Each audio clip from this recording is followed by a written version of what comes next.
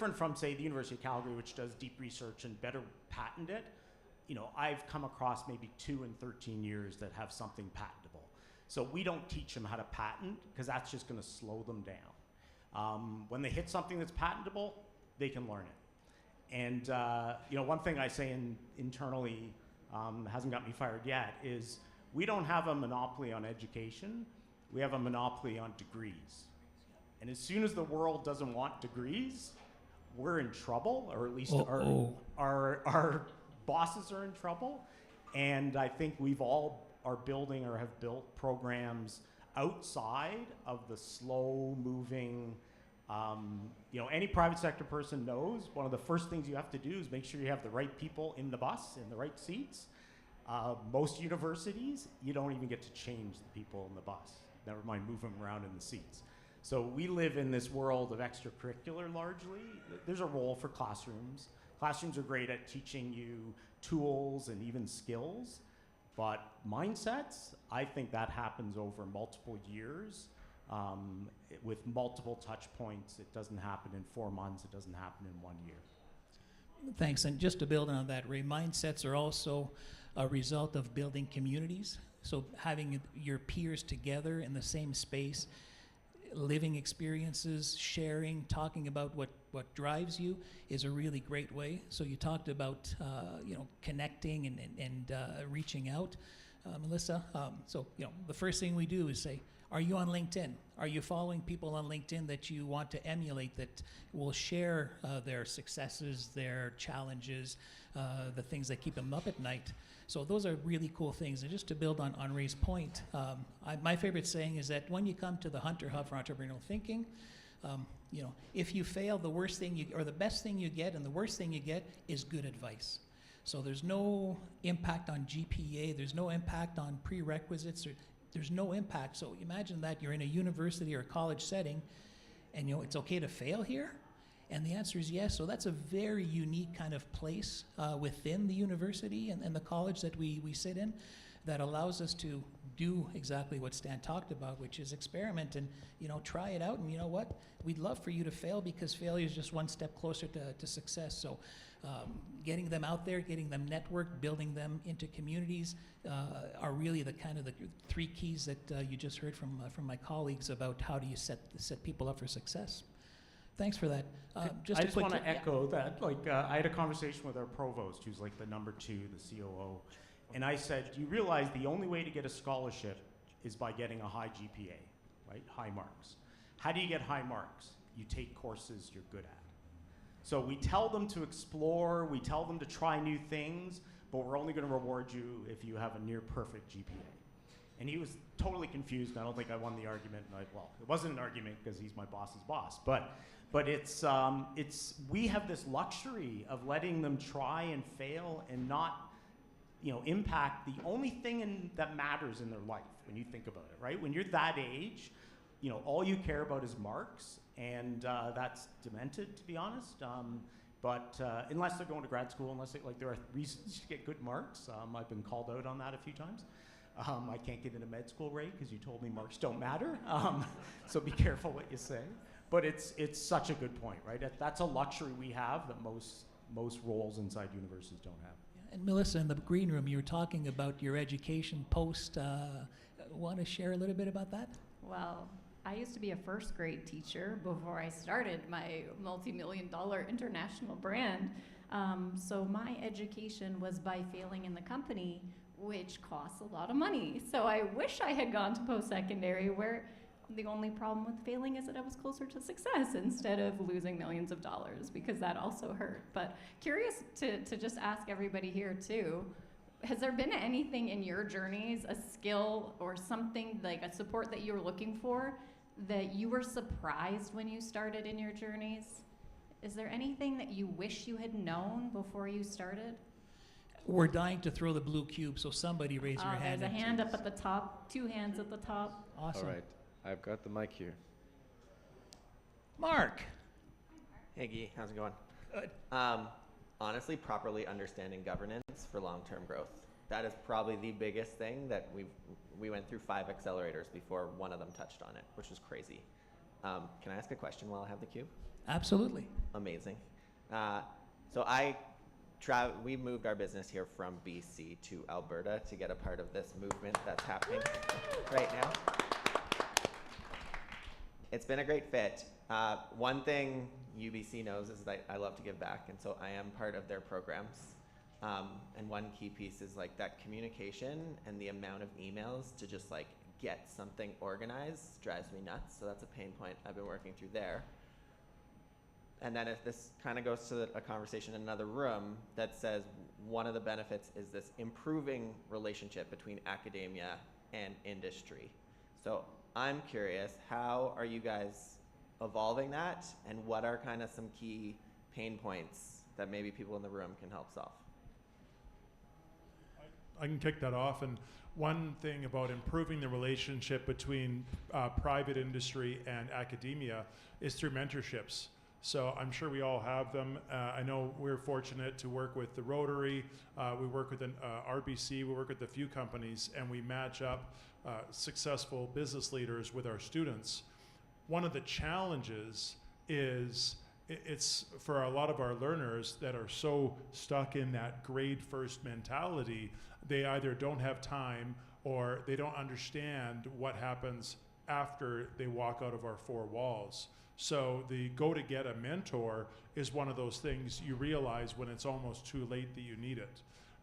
And so it is really the changing the psychology carefully, because grades matter situationally, but every entrepreneur has to figure out product market fit. And how do you do that? You launch something in a controlled experiment, and you try to be first, you try to be better, you try to be different. That's opposite to memorize and regurgitate this criteria. So it's a bit of both. It's stop wrecking shit up there.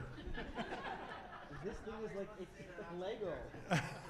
You're one step closer to success. Okay, I think we're good. That's a founder right there. I would add that I think we all bring industry into the classroom. We all use them as mentors. Talent development doesn't stop inside university, right? So, we can only go as far as we go, and then there has to be this handoff. I think if we can make the handoff, more casual, so it's not this, you graduate, now you're looking for a job, but that's all the better. What scares me a lot, and this might be a phase, is there's not a lot of entry-level software developer jobs out there. And companies are at the mode right now, it's like, we can get AI to solve that one. What we need is intermediate and senior developers. And it's so naive when you think about it, right? Like, where the heck are they gonna come from? So just on the weekend, there was an article, like Neo is expanding their Toronto office to find tech talent. They have to do what they have to do. I'm not criticizing them at all. But we might, if industry doesn't figure out that they're also responsible for building a talent pipeline, the advantage is going to go to the big guys who actually have whole programs of bringing in co-ops and bringing in interns, and the startups are going to be starving because there aren't enough intermediate and senior out there. And I think the same thing holds with non-technical jobs. So I don't have the solution, but it can't be thrown, PSIs figure that one out. I think we all try to do something. One thing we shifted is we started treating our extracurricular programs as internships. So we were fortunate enough to raise donor money to pay them. So we're their first internship, and their job is to build a business. And it goes on their resume. And they're not intermediate, but they're not newbies. That's our hope out of it. And the luxury of paying them to do it, first of all, that pisses off faculty, because the relationship's the opposite in that situation, where the student pays to be in the class. But what it also does is it democratizes the extracurricular programs. So again, my first 5 years, if you lined up all my students, they were all privileged white guys. And as soon as we started paying, we had diversity in every possible way, because our message was, instead of taking a shift at Starbucks, work on your business. We will pay you the equivalent of you're making in Starbucks. And it made all the difference. That requires money from industry, from donors. So we're all in this together, is all I'm saying. In the end, we have jobs. you guys will be the ones that suffer when the talent isn't ready. So, please just lean in. So. Maybe just a quick point on that, Mark. Part of our job is to be connectors and bridge builders. So as much as academia industry connections are important, what's even more important is that you connect the right people at the right time. The worst thing we can do is put some of our students and our community program participants in front of industry when they're not ready. So part of our job is understanding what industry is looking for. And so, places like this is where we get our intelligence. And then we go back and say, okay, well, here are a couple of people that are in our programs or that are in our community that are ready and at the right time, right space to meet with industry. So a lot of that is making sure that the connections we make are really good, because a bad connection with one of our students or participants with an industry sets the first impression, and then we might lose that as that person or that industry as a partner. So thanks for that. Question or comment? Yeah, so my question was... You've got to speak in the box, because I think we're audio recording. This is an actual microphone. I had no idea. Okay. My question was about how you guys think about kind of riding this exponential curve in AI development as learning institutions, because the tools that are becoming available are more and more powerful by almost the day or week.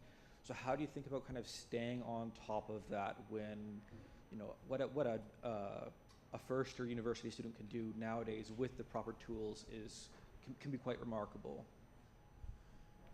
I can jump in on that one. My kind of approach to it is staying connected to the industry professionals that are there.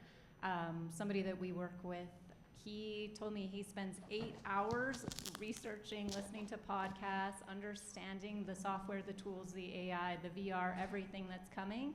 And so I get the Coles notes from him, and that's what comes into our classrooms and into our programs, then that's kind of what we're hoping to do. It is tricky at post-secondary. AI is still a little bit uncertain, but where can it live is in the entrepreneurship and innovation space for sure. So we get to test it a lot more than they're able to in a curriculum base where they have to go back and change everything in the course, which is really fun for us for sure. And I love Go Zigzag. I actually learned about it from Bow Valley. It's my favorite. It's so great for business validation and setting up your business plan. It was a great one, so thanks for teaching us that. So we run this program called Tech Liftoff, and it's basically tech startups, and we teach them nothing. And the whole point is that they have to learn to learn. And I pity the computer science prof. You just can't keep up, right? It's impossible. So they have a curriculum and they have a rubric, and that can only change every 2 or 3 years, and so it's impossible. Whereas we set it up so that they identify the problem. Now they got to figure out the solution, and we'll connect them to people. If they have to learn a new language, a new framework, a new whatever, then they have to learn it, and we don't put an expert in front of them who knows that, and it's painful. But in the end, I think it is that ability to learn. As opposed to the ability to prove to a prof that you learned what they taught you is important. Go ahead. Yeah, so on that point, is it, we say that it's impossible for the university to actually update the curriculum to kind of keep pace with things, but is that really the case, or is it really that hard to kind of make the requisite institutional changes? Because if you're a student going to university now, or second year, besides getting the degree, what value are you getting if the curriculum is outdated 6 months later? Yeah, I think so maybe just repeat the question for everybody who might not have heard.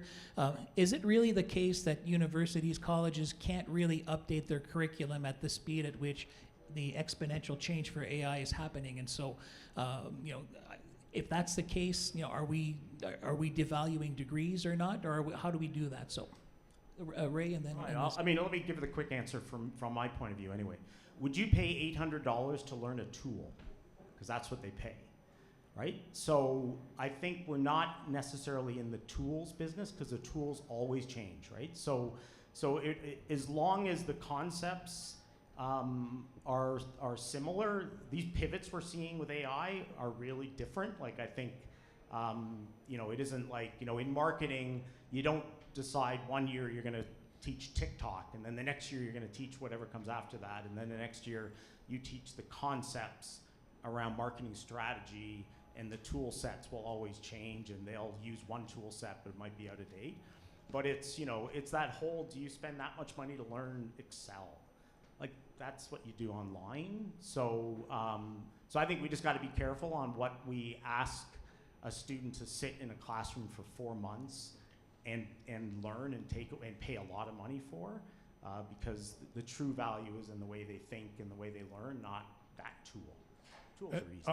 I would just add, if you think about AI specifically, on Ray's point about everything's always changing, there's 2 ways that education can set people up around a disruptive tool. One is the fallacy that you're ever going to be at the very leading edge and the one disrupting, the person who's leading AI. The other opportunity is to use AI to be disruptive.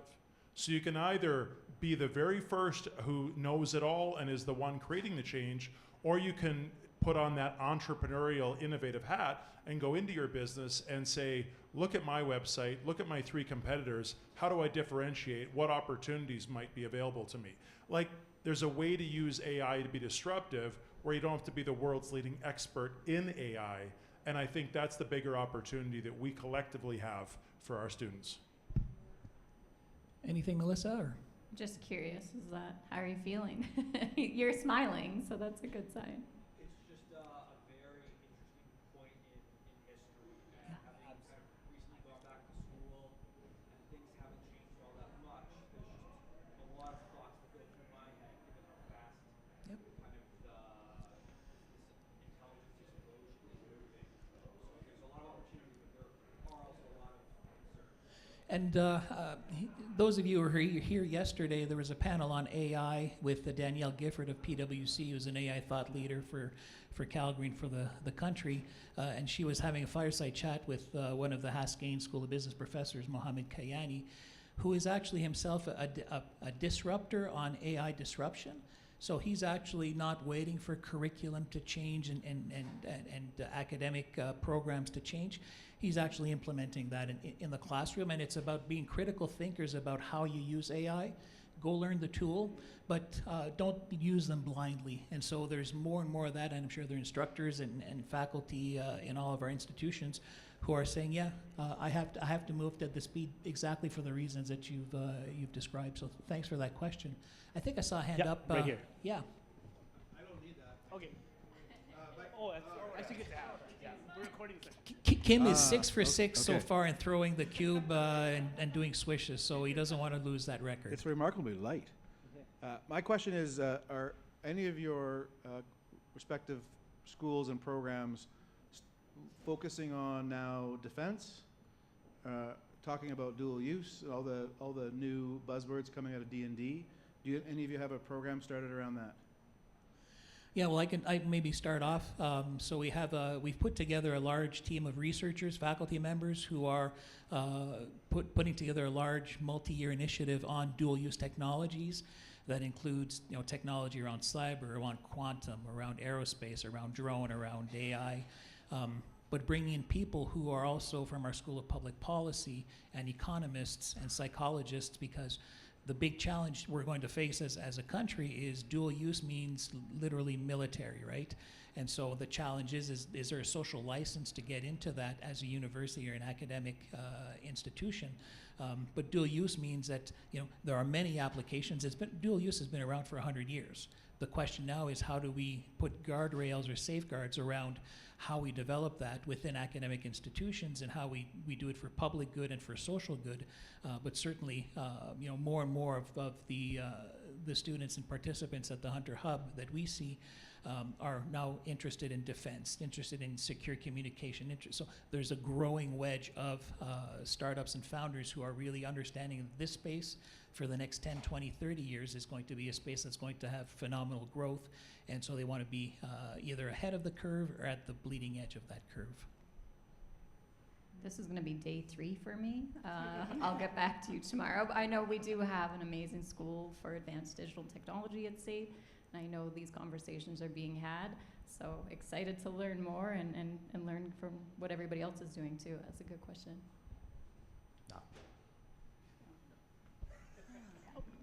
Hi. Oh, not sure you want a 20-year-old doing any of that. So. Next question, yes. Yeah, hi. Maybe a bit of a comment and maybe a question.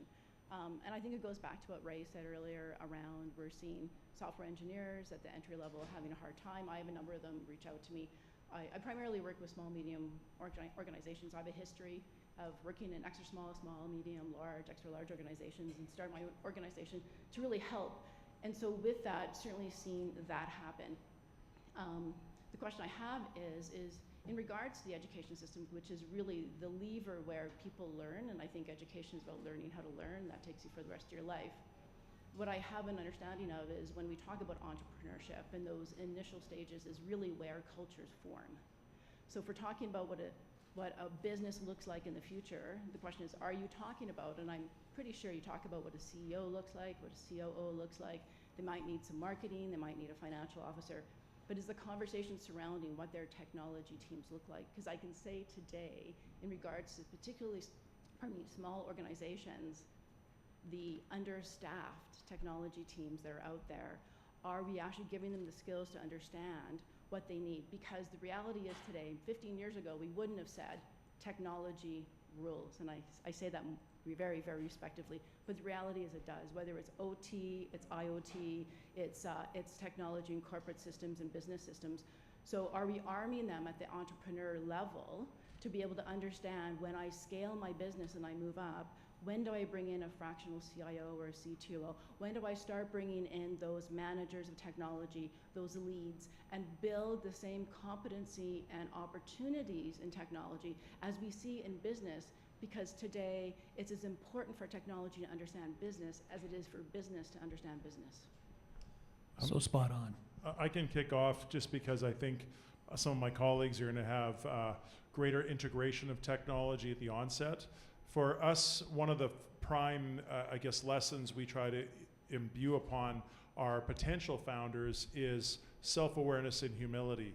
We try to encourage people not to develop founderitis, where they're too married to everything and they can't let things go, but having enough humility to defer to people that are smarter than you in other areas, technology being a prime one. If you have self-awareness of your strengths and gaps, and you have enough humility that you can bring someone smarter onto your team, you can start solving those. And as you would know, that the person who maybe is your founding CTO, or at least your founding tech founder, might be very different than a CTO in a mature company. And so that self-awareness would carry with a founding team through the evolution of a company. Everybody has to know where they're not the right person to take it to the next step.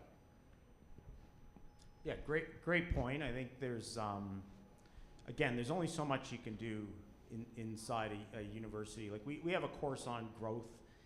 They can't use their own company because they're not at that stage, right? So that's where we bring in, we do a whole bunch of scaling up kind of stuff, and we bring in companies that are growing to give some lessons in that. But bang on that, just, we're their first mentors. And getting them to know that they can ask. And one of my deep beliefs is, degrees are mobile, you can take them anywhere. Experience is mobile, you can take that anywhere. Networks are not. So if we want to keep them here, we got to get them to build networks, build mentors. But we all know the 40 and 50-year-old uncoachable people, right? So the hope is, don't laugh at me. The hope is that by providing positive coaching, and I will say some of you really are not good coaches, I don't know any of you, but I see it all the time, right? A coach isn't somebody who tells somebody what to do, because that gets their back up. And so we try to role model what a good coach looks like, because I don't care about their business, I care about them. So I'm not going to try to force them to do something. And if then they can learn that, okay, there's good advice out there, how do I surround my people? So when I'm at the next stage, it won't be me, it'll be somebody else who has that set of skills. But I'm not a fan of this, let's teach them everything, and they'll in 5 years, they're gonna go, I think a prof said this to me. I think that context matters, and so that would be my approach to it. Yeah, and the danger now with this, AI will do everything for me, creates this false sense of security that you can rely on these tools that are out there to build whatever you want. We do a kind of really neat social experiment at the Hunter Hub every time we run our multi-month program called Launchpad on team formation. And so the 3 software engineers get together because they're all in love with the technical dimensions of solving a problem and the coding or the technology. And then the Haskell School of Business students get together because they're really interested about building a business. And our job is to throw just a little bit of engineering in there to say, well, do you really have the right team? Kind of goes back to Mark's point around governance and team building. And, do you have the right complementarity to get to where you want to go? And so mixing and building teams that have the right ingredients is really key to us. But naturally, the software engineers, the comp-sci folks, the School of Medicine folks get together, and we try to break them up so that they have, part of the entrepreneurial thinking mindset is about being able to work with people who have very different perspectives, and back to the humility that you don't know everything, and that as a CEO or founder, you need to be humble enough to say, I need your help, I need your help, and I need your help, and I need the network around me to really help myself flourish. So thanks for that. You have one more question? One more question, and then we're going to do a rapid fire last question about measuring success, because I see we're 46 seconds at time. So. All right, I have a very direct question. Well, not direct, but I have a case study. My son graduated from the Cummings School of Medicine at the University of Calgary with a degree in bioinformatics. Can you speak more into the microphone? Oh, sorry.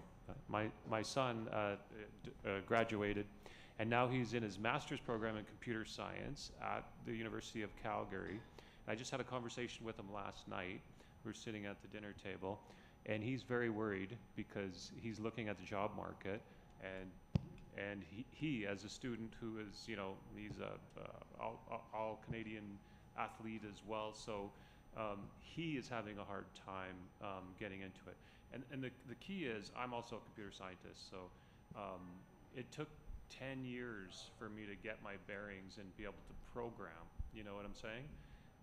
So how does he get his start? How does that work, and how can we help people like him, get into the profession? Because they're the people that are, they're kind of the talented people that are going to make it in there. But he actually is very worried, very concerned. He's actually thinking of taking a co-op in between his first and second year just to get some business experience and some experience coding. But that piece, when you're that first 10 years for a programmer, is super important, because that's why we have these new proliferation of languages, because those people have to solve the same problems that I solved when I graduated, and there's no skipping that. There's no way that you can get around that fact. It's just, you have to do that in order to succeed at programming. Yeah, certainly keeping every one of us and every one of our leaders up at night. It's probably the biggest question right now, is what happens to the next cohort of the next 3 to 5 years of graduates. My first piece of advice is tell them to come and see us at the Hunter Hub, because that's another path to explore. So you talked about co-op, which is another path that is veering towards entrepreneurial thinking, but certainly making sure that you can open as many doors and be your own boss and determine your own future, versus beginning in line and queuing up for a junior developer programmer position. It's a scary proposition right now, and the fact that we recognize that, I think, is a first step, and then figuring out what we need to do. And so that's why we're challenged with making sure that our programming and supports and activities are really aligned to reducing that barrier and that chasm of worry that graduates are having right now. And I gave this exact problem about a year ago, and so I told the person, start something. And they're like, well, just start something. I think you guys might have trademarked that, but but here's what happens, right? So you start something, and this situation was they were doing some sort of internal podcasting platform for confident, blah, blah, it doesn't even matter. But then they started reaching out to people like you who knew something about that and asking for a coffee to talk about the technology used to do blah, blah, blah, right? And you're having these conversations and you're actually coming across very intelligently because you actually know this stuff. And so this individual had 3 job offers. You know, it took a couple of months because before he had, you know, enough knowledge about what to talk about. So you'll get credit. It's really tough. We all get the, you know, can I have a meeting and you know what they want as a job? Whereas, can I have a meeting because I'd love to understand how you built this stack because I'm trying to build something similar. Totally different conversation. So, and the goal is they actually don't start something. On the path to starting something, somebody convinces them to take a job. So. Melissa? Well, I was just going to say you should have brought his resume. This would be a great room to drop that resume on the table. Yeah. And the networking piece, I think, is going to be one of the biggest pieces for these students that are coming out. Exactly. Networking. The entrepreneur in your son should be skipping school and here right now. But it's true. It's not what you know. It's who know. It's not who you know. It's who knows you. And so to be out there networking, it's uncomfortable, but you get over it quick and shrink the timeline to get in front of the decision makers. That's the only way you can do it. Get out there and network. We've got 1 minute and 2 seconds. So how do we, as leaders with entrepreneurship centers in our institutions, measure success? So 15 seconds each. I'm going to measure it when this room is full of our alum and they're sitting here and they're coming to the panels and maybe speaking at the panel. So getting them into the community. Yeah, I used to say I'm in it for the long term, so measure me in 10 years, but it's been more than 10 years now. I want them to get placements into, you know, new grad jobs. I'm cynical about a 20-year-old founder. They happen, but for the most part, they join a company and then they might start something later. So how can we help them join companies? Same. I look at it similarly. I think you could only measure it through alum. And for me, the measuring stick would be whatever the founder in a company, in a not-for-profit, that the founders that we've had the opportunity to be in front of are pursuing a passion and a purpose. And for me and my Hunter Hub team, and I'm sure for your teams, every time I hear, I wish the Hunter Hub was around when I was in school, is for me the best mark of appreciation and of value and of impact. And we were talking about that in the green room before.